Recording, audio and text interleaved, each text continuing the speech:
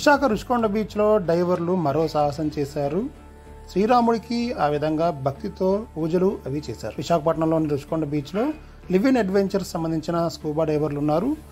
Live in adventures founder అలాగే ocean explorer Balaram Naidu ఈ కార్యక్రమాన్ని నిర్వహించారు.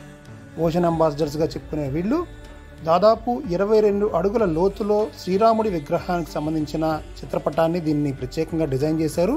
ఈ డిజైన్ చేసిన ఈ బోర్డుని 22 అడుగుల లోతులో వీళ్ళు ఈ విధంగా భక్తితో పూజించారు. అలాగే అక్కడే కొంచెంసేపు శ్రీరాముడికి భక్తితో నమస్కారం కూడా చేసుకున్నారు.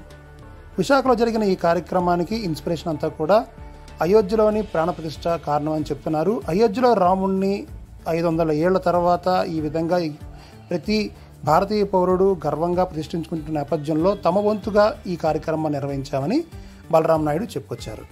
అలాగే అండర్ వాటర్ అంటే సముద్ర గర్భంలో బాలరాముడిని ఈ విధంగా ప్రతిష్ఠించడం అనేది ఒక మంచి కార్యక్రమంగా ఆయన చెప్పారు.